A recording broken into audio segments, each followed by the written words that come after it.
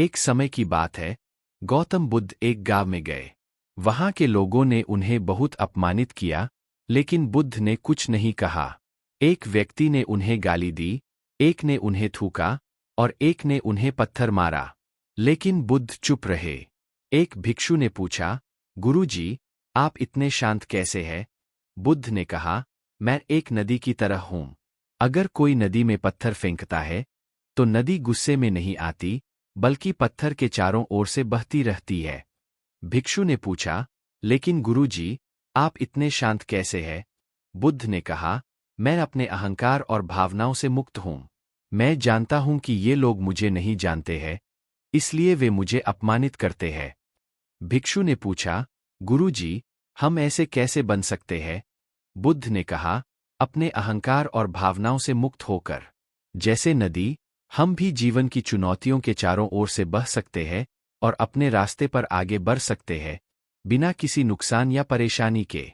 एक भिक्षु ने पूछा, गुरुजी, हमें कैसे पता चलेगा कि हमारा अहंकार और भावनाएं हमें परेशान कर रहे हैं? बुद्ध ने कहा, जब आप अपने अंदर शांति और स्थिरता महसूस नहीं कर पाते हैं, तो समझ ले कि आपका अहंकार और भावनाएं आपको परेशान कर रहे हैं। भिक्षु ने पूछा, गुरुजी, हम अपने अहंकार और भावनाओं से कैसे मुक्त हो सकते हैं? बुद्ध ने कहा, ध्यान और आत्मविचार के माध्यम से। जब आप अपने अंदर ध्यान और आत्मविचार करते हैं, तो आप अपने अहंकार और भावनाओं को समझ पाते हैं और उनसे मुक्त हो पाते हैं। भिक्षु ने पूछा, गुरुजी, हमें कैसे पता चलेगा कि हमारा अहंकार और भावनाएं हमें परेशान नहीं कर रहे हैं? बुद्ध ने कहा, जब आप अपने अंदर शांति और स्थिरता महसूस कर पाते हैं, तो समझ ले कि आपका अहंकार और भावनाएं आपको परेशान नहीं कर रहे हैं। एक भिक्षु ने पूछा, गुरुजी, हमें कैसे पता चलेगा कि हमें अपने जीवन में क्या करना है?